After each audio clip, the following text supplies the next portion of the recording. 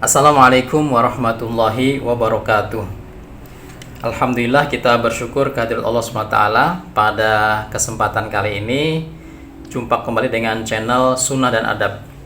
Channel ini menampilkan, mengkritisi, menyoal tentang serba-serbi Islam dan para penganutnya, kaum muslimin. Nah, saat ini saya lebih fokus kepada mengkritisi kasus Yusuf Mansur sampai tuntas.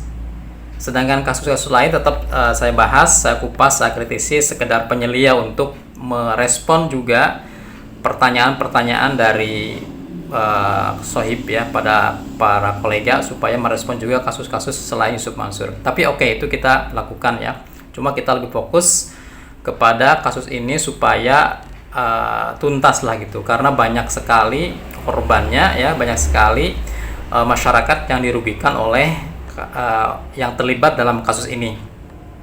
Jadi saya yang terakhir itu mengikuti bagaimana 12 emak-emak menuntut Ustadz Yusuf Mansur supaya mengembalikan hak mereka ya, ini yang lagi viral.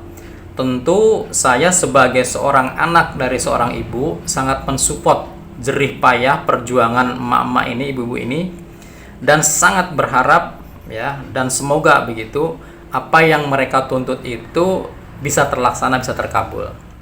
Dan jumlahnya tidak besar ya, di bawah 1 M. Artinya uang segitu bagi selevel Yusuf Mansur kan sangat kecil ya.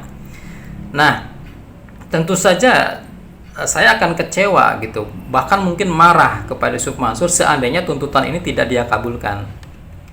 Kenapa? Ya coba aja kalau dibalik logikanya ya. Katakanlah orang tuanya atau ibunya Yusuf Mansur mengalami hal seperti itu.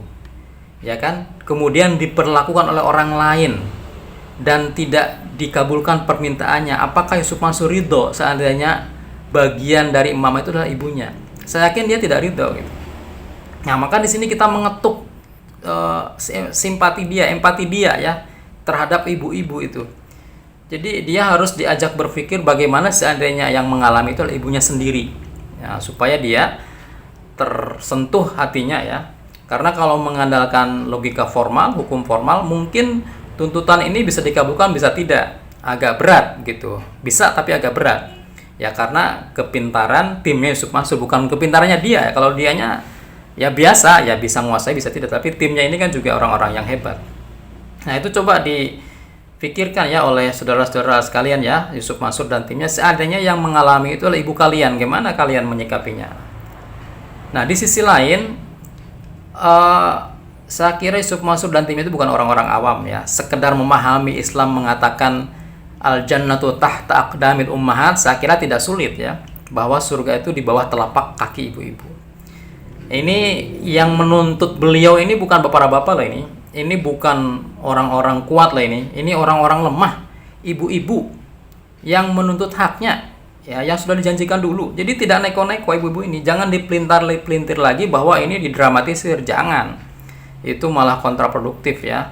Jadi Yusuf Mansur dan timnya ini jangan mengada-ngada lagi, membantah-bantah lagi stigma-stigma ya, statement-statement yang memang sungguh-sungguh ingin menggugat ya, meminta hak mereka. Nah itu.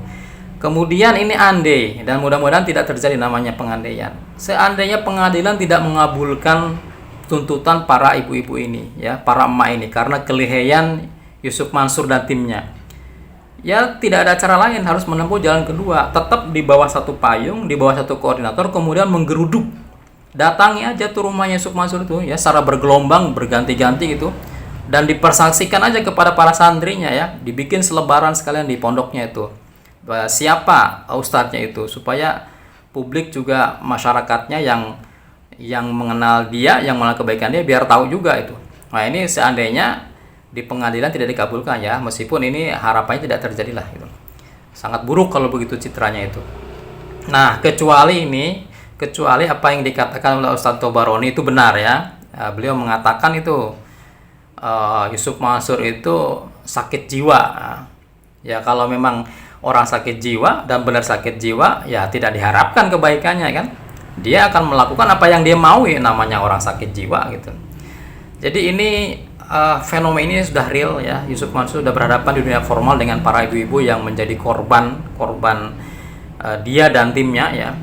Kemudian mereka hanya meminta haknya ya, permintaan haknya dalam wujud materi, karena mereka juga dulu memberikan investasi dalam wujud materi dalam bentuk uang ya, dan juga kerugian imateri ya, transport mereka bolak-balik dengan sakit psikologis dan seterusnya, itu tolong dihargai juga ya, dan itu tidak besar ya kalau diwujudkan sama materi itu.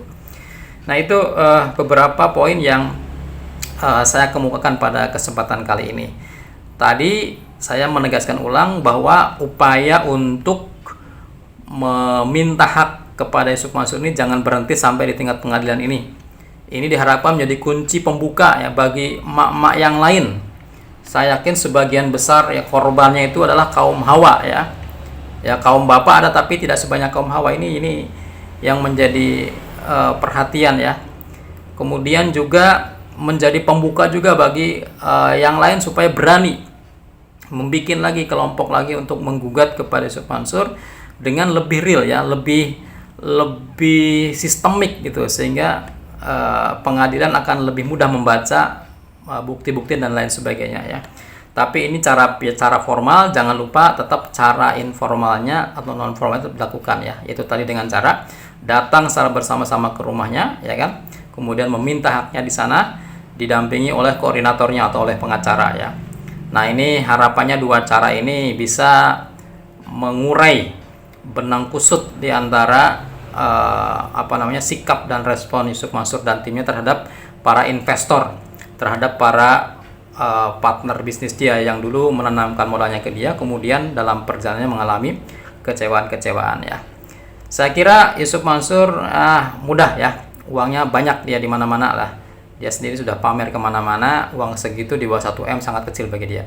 Oke, kita tunggu bukti konkret bahwa Yusuf Mansur tidak gila, bahwa Yusuf Mansur adalah orang yang baik, bahwa Yusuf Mansur adalah orang yang empati kepada partner-partner dan rekan-rekan kolega bisnisnya. Terima kasih. Assalamualaikum warahmatullahi wabarakatuh.